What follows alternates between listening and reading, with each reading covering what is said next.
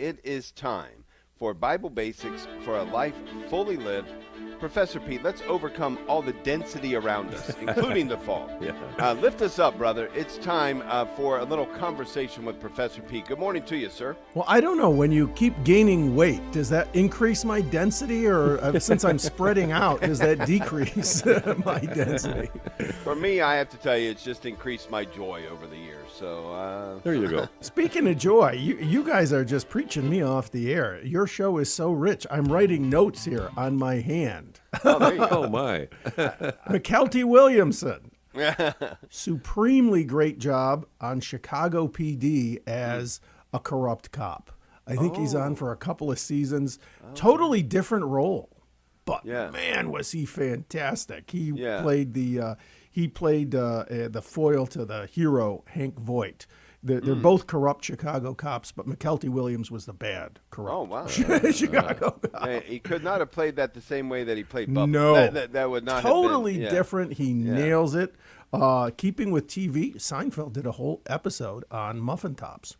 Oh, really? I did not know that. He absolutely did. What, really? It was it was on a few nights ago, and I couldn't fall asleep. And here I thought that was an original.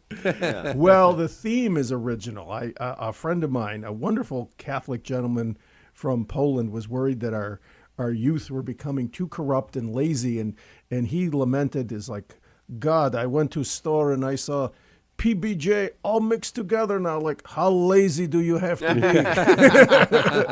They do have those in the That is funny.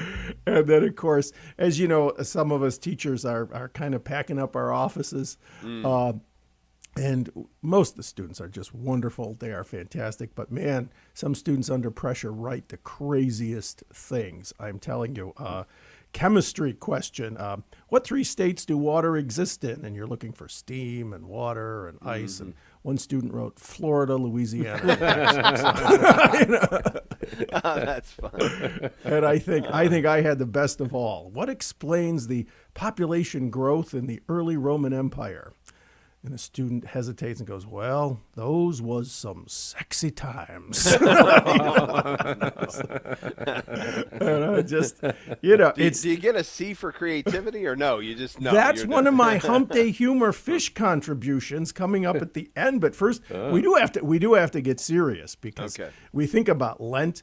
We started out with attention, marching into the wilderness with Jesus. Last week we said, well, we get out there. What happens in those times when I don't feel anything and I don't hear anything? And then right on schedule, our gospel says, well, listen a little closer, hear him, right with that transfiguration. And sometimes it just doesn't feel good. We heard that right on these airwaves right before this show.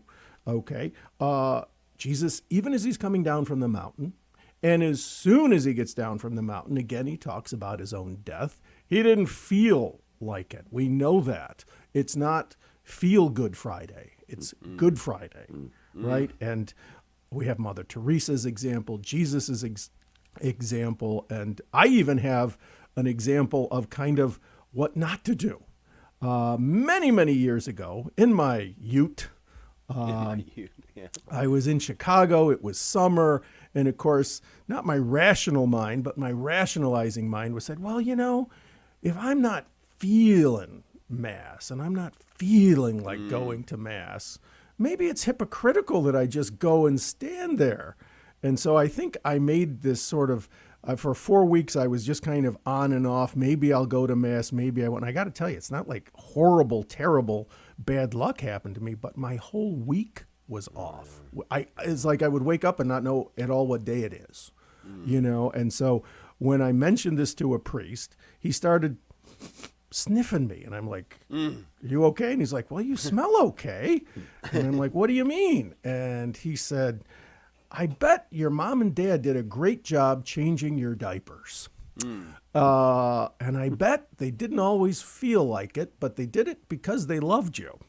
It's not like it's 2 a.m. and mom is jumping out of bed. Baby's crying, baby's crying. I get to change those diapers, And so we have to remember this isn't always going to feel good, okay? But we have things to do. And even when Jesus seems absent, he gives us a lot of homework. And boy, oh boy, does he return this week with our gospel reading in the Transfiguration. And it really, toward the end of the gospel there, it echoes the beginning of the gospel, because the gospel begins, remember, with Jesus' baptism. And all of a sudden, that says, my beloved son with whom I'm well pleased, Transfiguration. Okay? My beloved son, hear him. Listen to what he's telling you. And the very next thing, he predicts his passion, death, and resurrection. And so if all we hear is pray, fast, give alms, do stations, go to confession, those are 5 to keep our faith alive. Amen. 5 to keep our faith. I love it, brother. How's your Lent going? It's going. I mean, it's scary. In just a few weeks, it is accomplished, and we are up next. Prayer, fasting, almsgiving, stations, confession, throw in the corporal spiritual works of mercy, adoration, and that's 7 on our way to heaven. Amen. I love it, Professor Pete. And look, we've got to, as you said, you got to keep listening. There are going to be days where it just doesn't feel like you're doing the thing or you're hearing the thing, but you just got to keep going, right? Amen.